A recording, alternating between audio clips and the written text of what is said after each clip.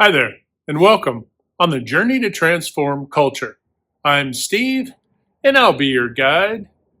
Well, folks, hope you're having a fantastic day and an even better week. Today, folks, we're going to talk about invisible connections. I know, sounds pretty elusive, doesn't it? Well, we'll see. We'll see where we end up, right? We go through the walk through the wilderness, and we find different pathways, and we see what we see, and we'll see what will be revealed. And so, with that, a lot of times we talk about jumping in and talking about organizational culture because that's oftentimes where we come together to form up as teams, right, to accomplish a goal.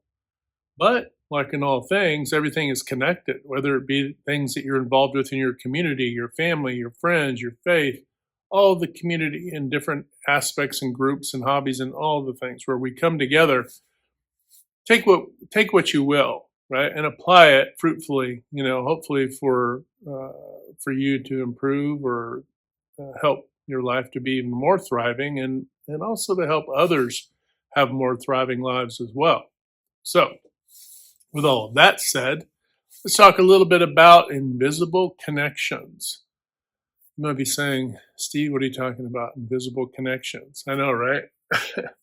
Well, visible connections. Really, if you think about it, there are a lot of things that we don't. You hear about, like I said earlier, connecting the dots, right? A lot of times we don't connect the dots on situations. We keep things separated, and it creates more confusion, right, than it helps to resolve.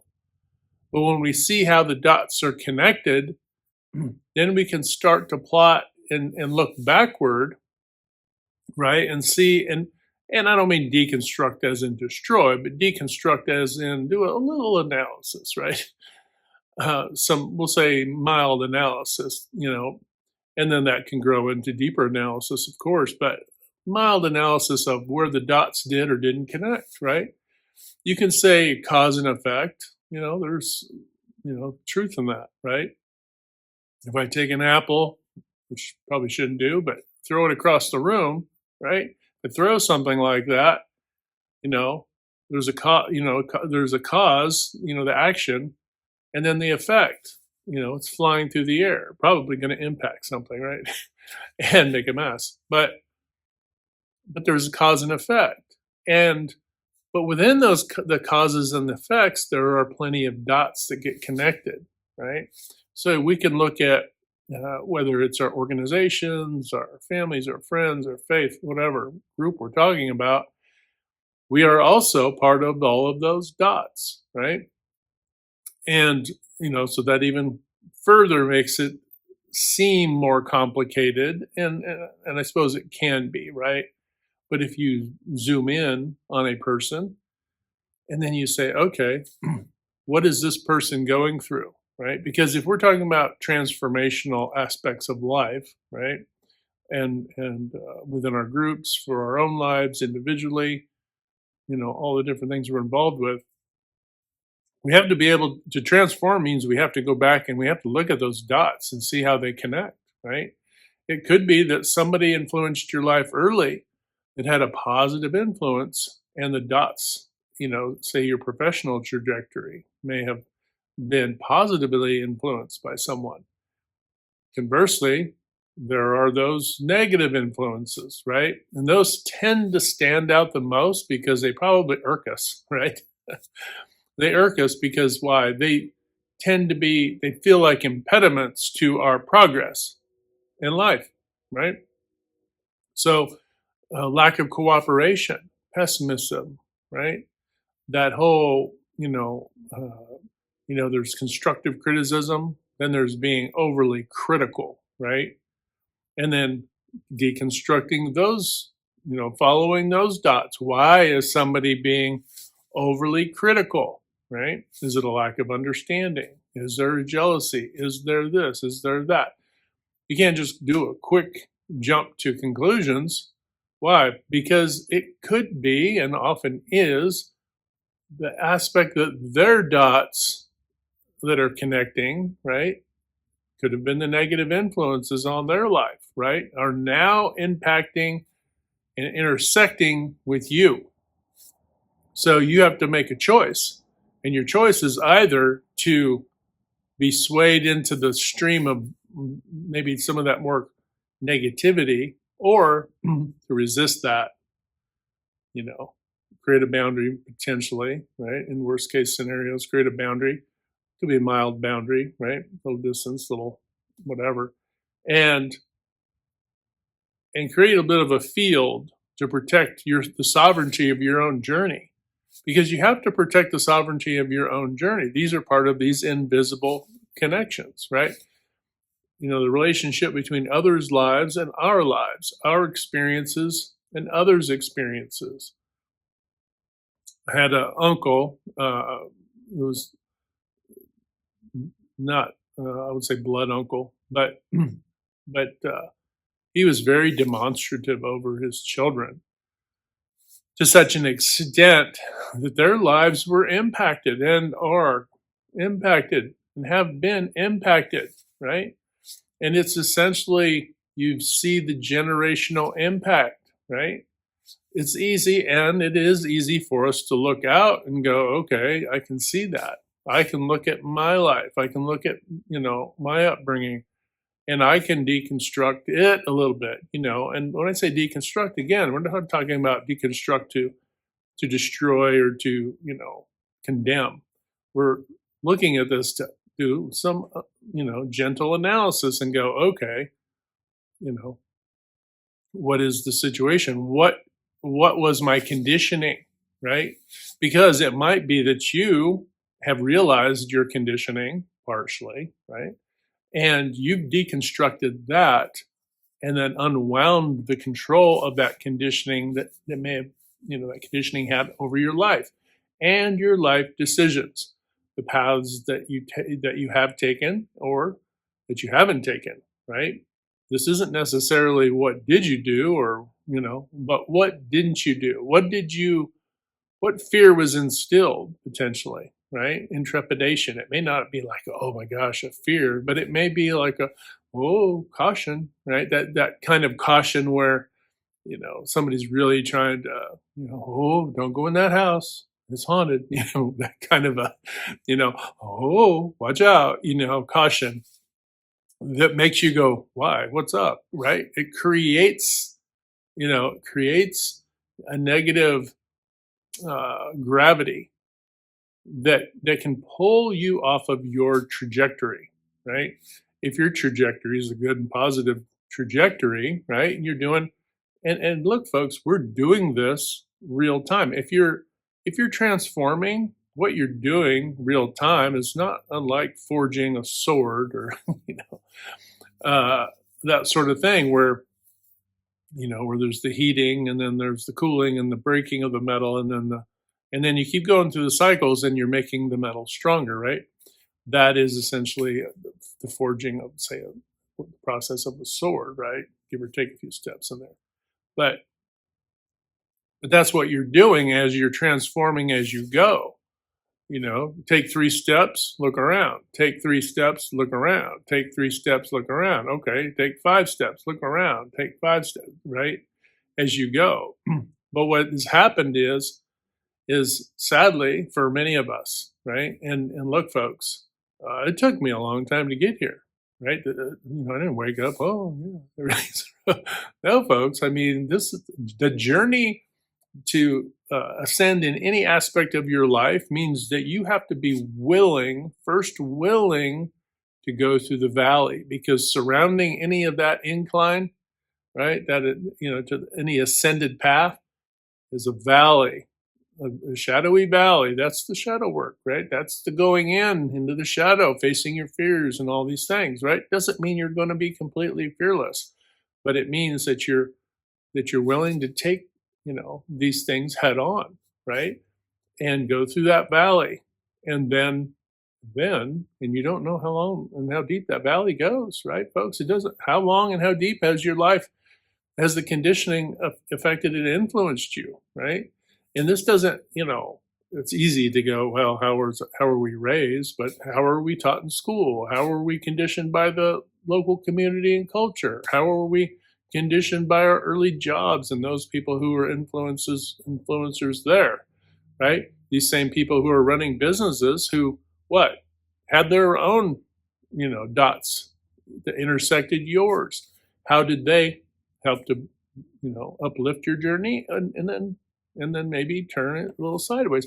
It may be that some help to uplift your journey, helped that journey over a certain period of time, but then it ran out of steam, right? Potentially you outgrew them, right? This happens a lot. And we're so over judgmental when we talk about this particular topic because it can feel like, well, we're better than them, or da da da. All it's not about being better; it's being that the journey is different, right? It may be an ascended path, but it may be around the south side of the mountain, or the west side, or the east side of the mountain, or the north side of the mountain, right? The path that you're taking isn't a path that everybody was meant to follow you or lead you on, okay, or walks side by side with you on, right?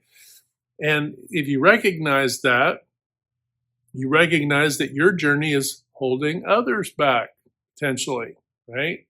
Or they're holding you back, right? I mean, it could be both at the same time. You're both not on your path. If it's, we're talking about two entities here. You're both not on your path. You're both going down a path that is not helping either of you, right?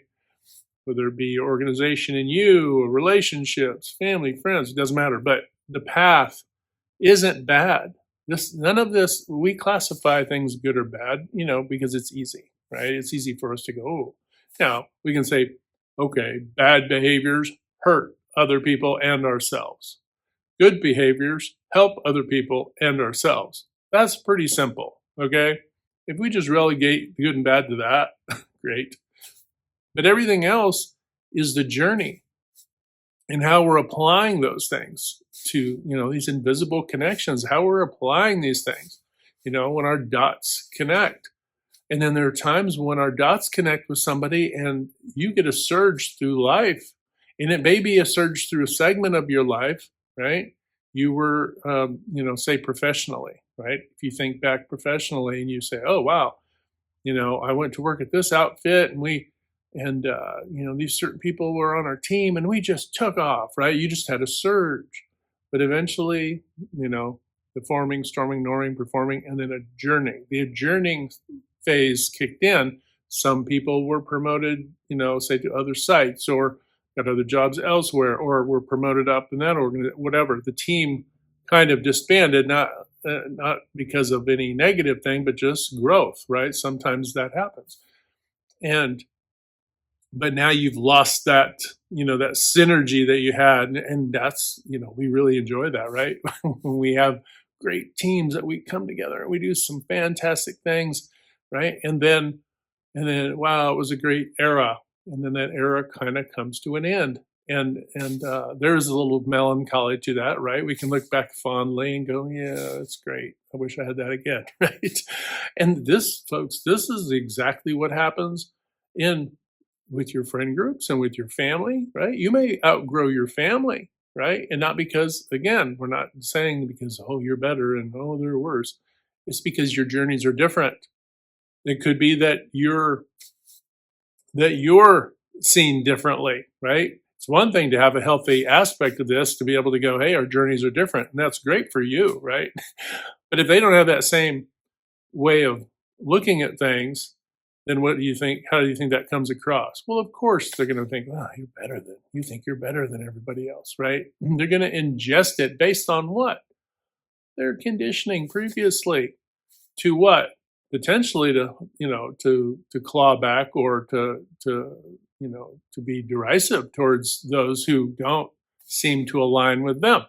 This is a weird, strange phenomenon also, is where you've got, say, groups where they're going down their path and they're trying to pull people in, right? To condition, right? I don't know how different that is from a cult, but they try to pull people, there are, tough thing, folks. There are friend groups, family groups that are cults, okay? They're trying to pull people in, manipulate, and control them. And then what? Their whole goal is to keep them feeling bad, oppressed, and all these things. And then throw some sugar on it, right, to make it feel like it's, good, right? So you have to be cautious of that, and this is where boundaries are super tough. It's easy in a professional environment when you see that because you can go, whoa, okay, well, hey, it's been nice, but I'm out, right? Going a different path, going a different way around here, folks, because they were trying to transform or improve. They were talking the talk, but they weren't walking the walk, right? They weren't journeying, you know, they're trying to pull people down into the shadow and then to weaponize the shadow, right?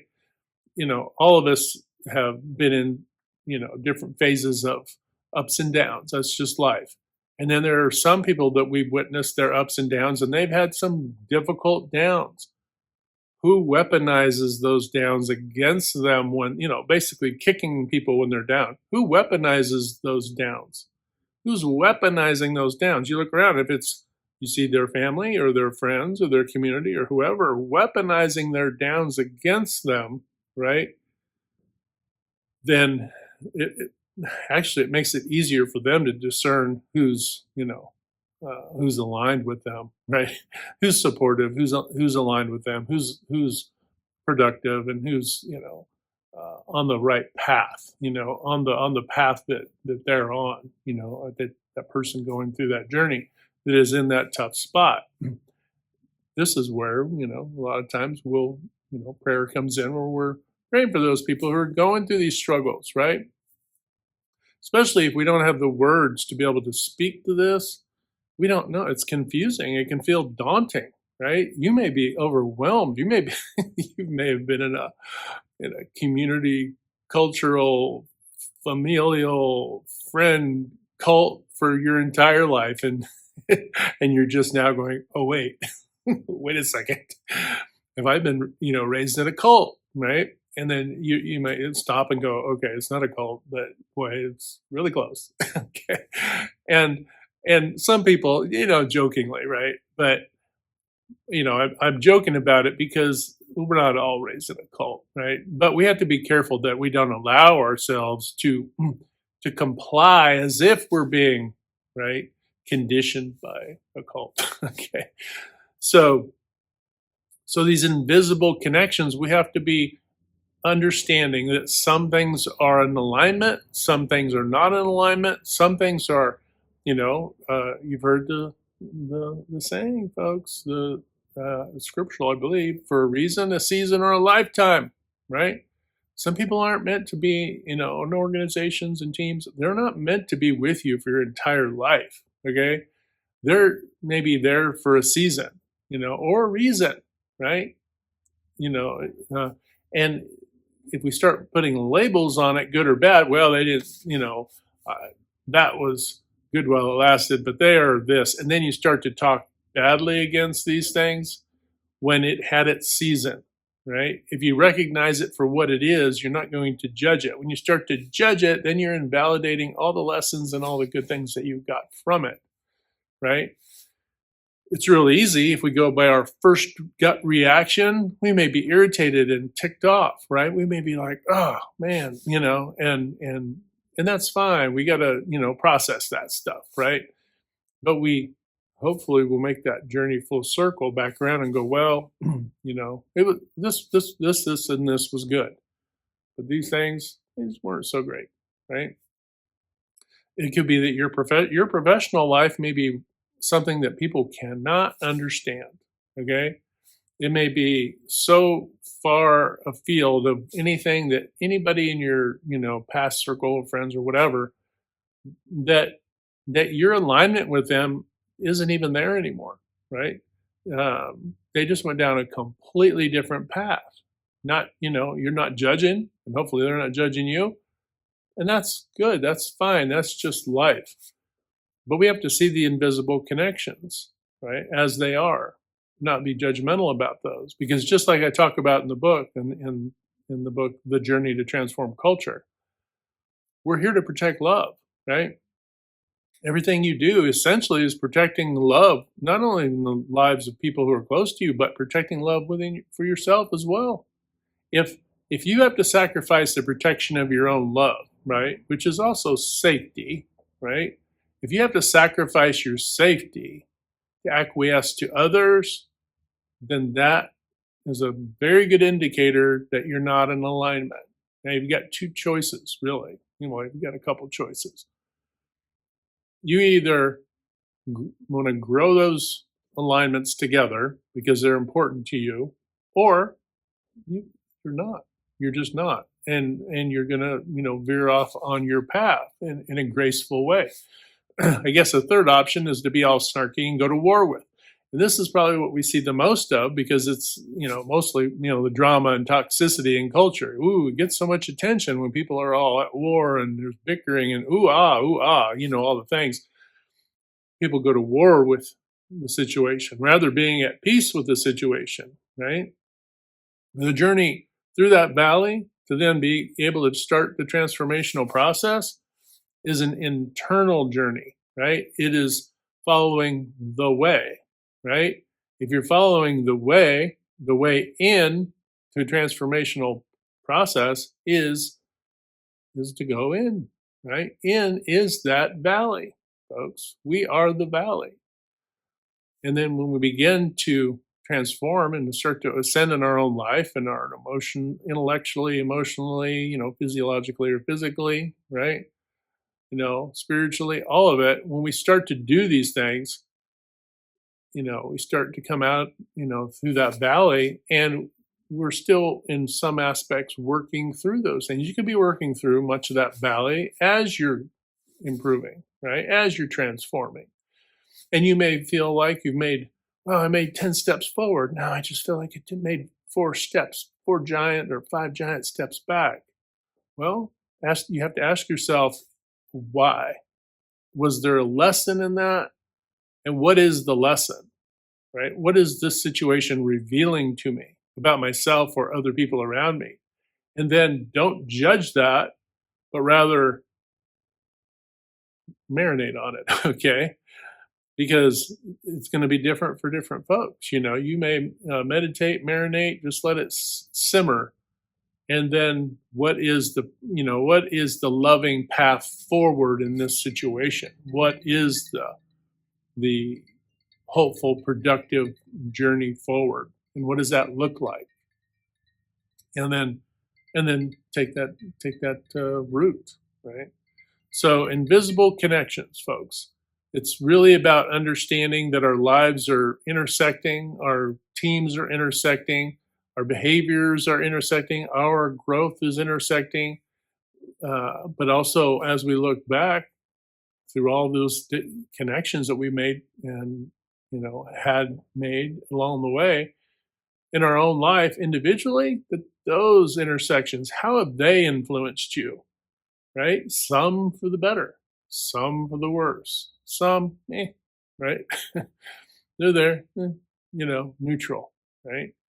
Well, what do you mean neutral? Well, there's people who never supported you, but never deride you either, right? They're just kind of there. They're just more about, uh, they're just kind of, they're just watching the show, I guess.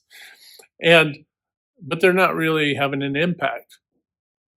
And that's okay. You may be that person for other people, right? But you got to also use that as a motivator and say, am I just a neutral party in other people's lives?